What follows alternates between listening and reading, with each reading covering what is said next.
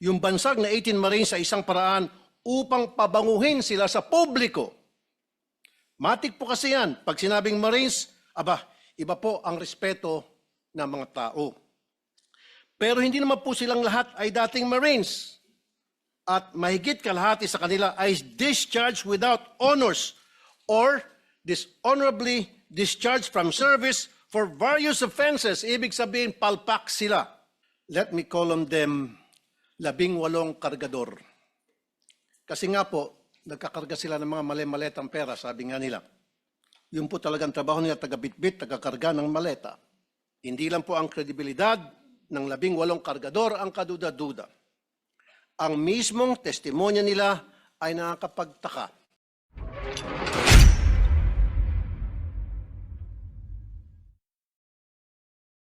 And Senator Risa Ontiveros. Salamat, Chair. We now, I believe Senator Rafi has a statement. Thank you, Mr. Chair. Mr. Chair, it took all my energy to not to gate crush the live selling that happened here last June 4. The way it happened, the way it was handled, the statements being made. Gusto ko lang talagang pumunta dito, hindi naman po ako invited doon sa conference nila na yon. I waited for today's hearing to confront the resourceful persons they presented. Let me call on them 18 kargador. Kasi nga po, nagkakarga sila ng mga mali-maletang pera, sabi nga nila. Yun po talagang trabaho nila, taga-bitbit, taga-karga ng maleta. Una, sino ba itong 18 kargador ng mga maleta? Saan ba sila galing? We cannot simply bring in people sa Blue Ribbon Committee na nag-aakusa na mabibigat na paratang nang hindi man lang nalalaman kung karapat-dapat ba sila paniwalaan. Kasi simulang-simula pa lamang po na tinawag silang 18 Marines, may paglilinlang na agad. Yung bansag na 18 Marines sa isang paraan upang pabanguhin sila sa publiko. Matik po kasi yan. Pag sinabing Marines, iba po ang respeto ng mga tao. Pero hindi naman po silang lahat ay dating Marines. At mahigit kalahati sa kanila ay discharged without honors or dishonorably discharged from service for various offenses. Ibig sabihin, palpak sila. Tulad ng pagiging AWOL o absent without leave. Why is this information very important? Because for people to believe their allegations, it must come from a credible and reliable source. And so, the people using them portray them as heroes. God damn. Sabi nga ng isa sa mga senador na dumalo nung araw na yon, bayani daw po sila. Pero nakakaya naman po sila sa iba nating mga bayani. Na itong 18 kargador na ilang taon nagtrabaho kay Saldico, may 7 years at 9 years at nagbitbit daw, sabi nila, ng sangkatutak ng maleta ng pera. At bigla na lang tinubuan ng konsensya at ngayon ay naninira ng buhay ng mga inosenteng tao, ay tatawagin nating bayani. Pasensya na. Hindi ako papayag na matabi ang mga sinungaling nito kila Jose Rizal, Andres Bonifacio at mga dakila nating OFWs. At dito papasok ang pangulo kong punto. Hindi lang po ang kredibilidad ng 18 kargador ang kaduda-duda. Ang mismong testimonya nila ay nakakapagtaka. Lumabas na po ang ilan sa mga ito sa balita, pero pasadaan lang po natin. Let me show some video clips of the hearing. Video 1. Si Father Flavi ay hinatiran ko ng pera doon sa Mindanao Ab. Isang sobre yun, sir. Anong lugar po yun? Sa Mindanao Ab, sa mismong simbahan niya, sir. Sa may gilid ng kalsada. Bakit po kayo nagdala ng pera doon sa pari?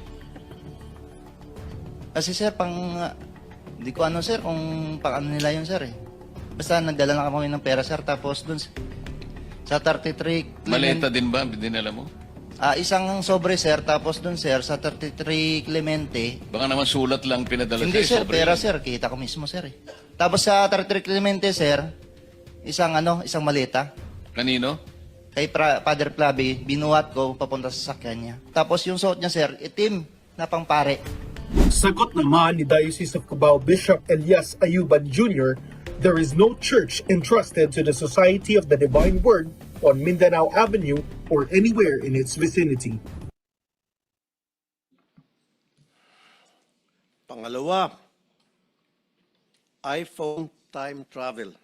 2024 pa lang, wala pang iPhone 16e noong 2024. Pumutok yung flood control po, 2024. Nakapagsalita na po dito si Master Sergeant Orly Gotisa. Ngayon, maraming nagliligaw sa amin. Ano po? Nililigawan po kami na hindi na po kami magsalita. Yung lahat ng cellphone po namin, ibibigay po sa kanila. Sa anong dahilan? Papalitan po ng mga bago po, iPhone po. Ano bang klase yung mga cellphone nyo? Nokia? iPhone 16. So papalitan nila ng mas maganda. Yes, Your Honor. Alam ninyo yung dahilan kung ba't nila gagawin yon? Kasi nandun yung mga picture namin, Your Anong klase ng cellphone para ma-record? iPhone 16e, 128 GB. Nang i-check ng News 5 sa mismong website ng Apple, lumalabas na February 21, 2025 ang pre-order na naturang model na sinasabi ng bagman sa hearing. Pangatlo, pinili na impormasyon. Ano ang nangyari sa pagpapalabas ng katotohanan? Kung pinipili lang nila kung sino ang ilalabas. Malinaw ang detalye nila sa una nilang affidavit tungkol sa mga maletang dinala sa ilan naming kasamaan dito na may address pa. Pero bakit parang mirakulo na naglaho ang naratibo tungkol dito? Sa original affidavit nung mga dating sundalo, nandun din si Senator Loren daw at saka yung magkapatid na Villars. Ngayon ko lang nakita yung affidavit. I have not read, etc.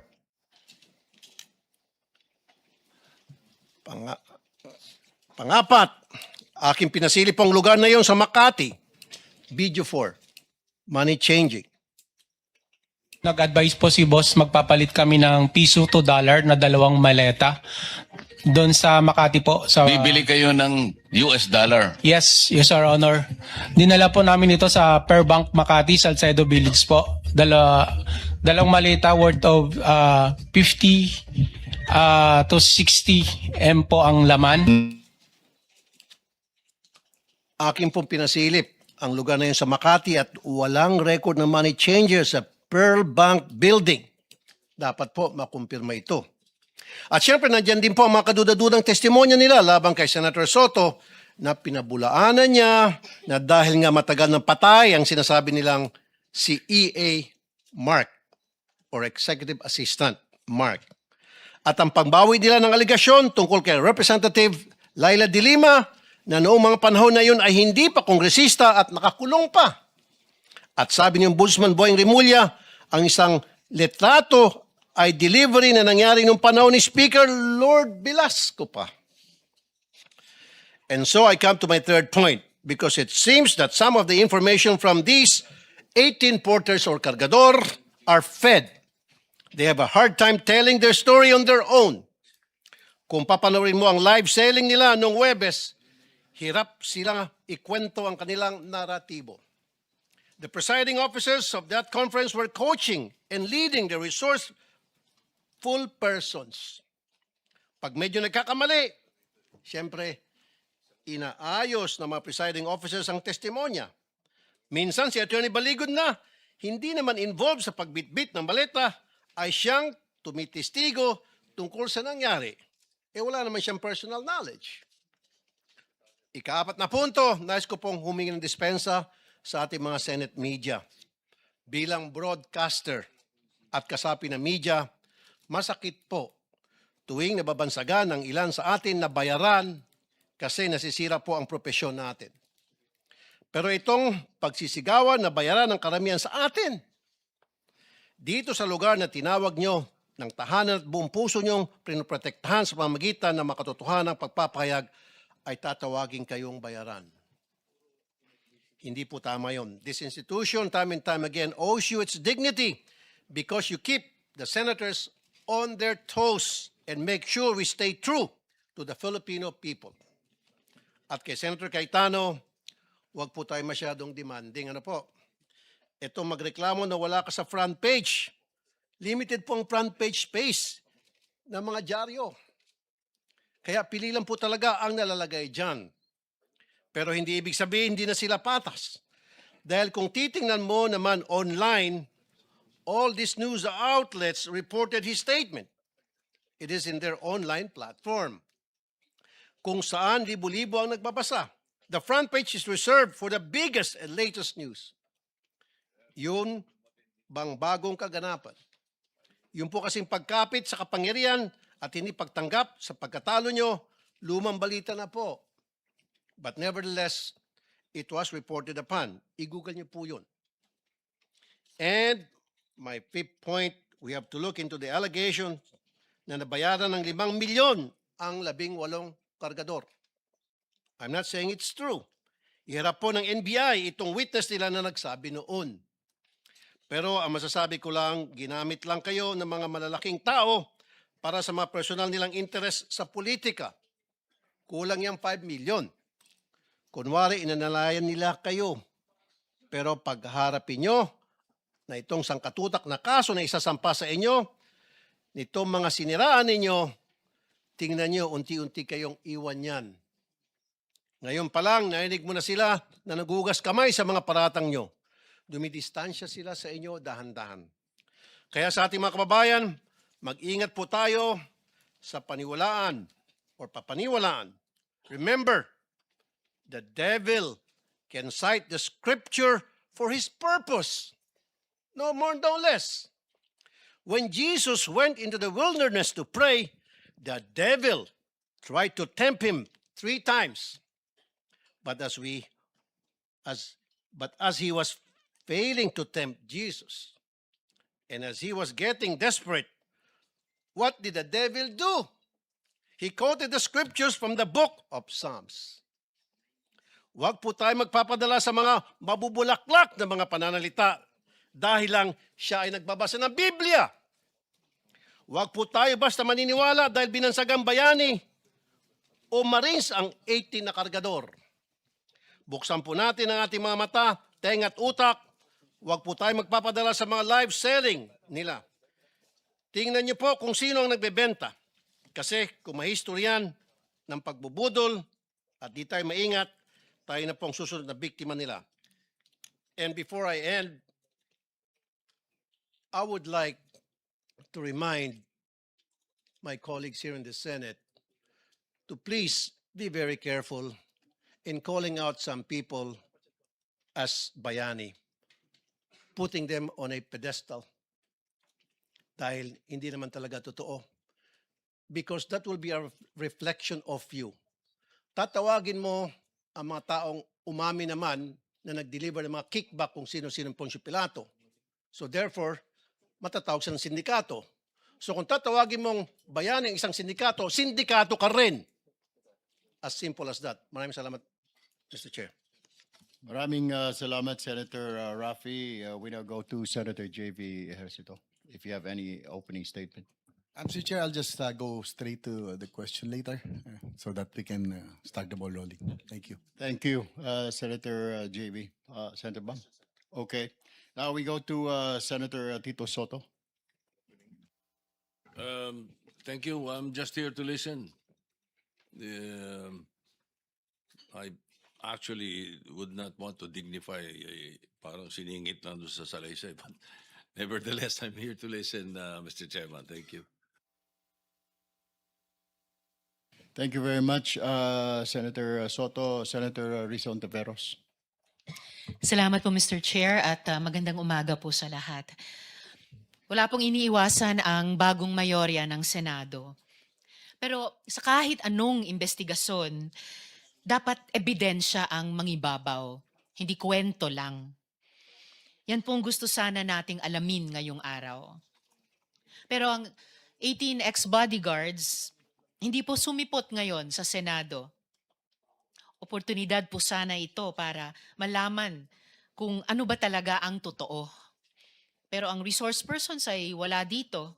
para patotohanan ang kwento nila. Sayang po.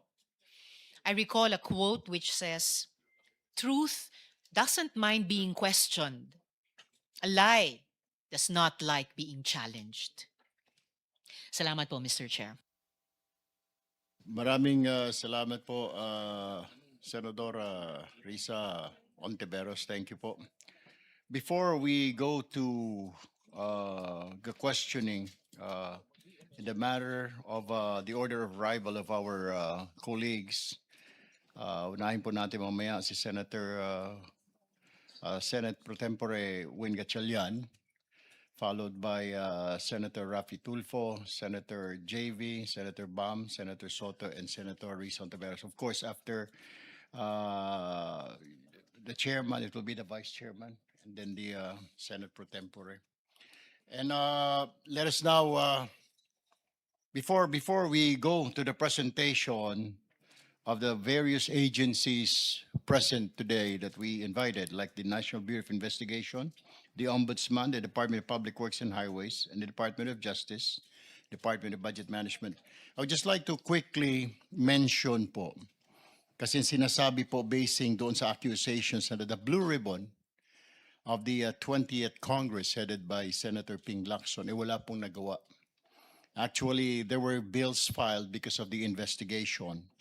Isa po dyan ang Senate Bill number 1453, License Integrity Act. Ito po yung prohibiting unlawful lending, borrowing, or fraudulent use of licenses, permits, and other concessions granted by the state. Yung pagpapahiram po ng mga lisensya ng mga kontraktor.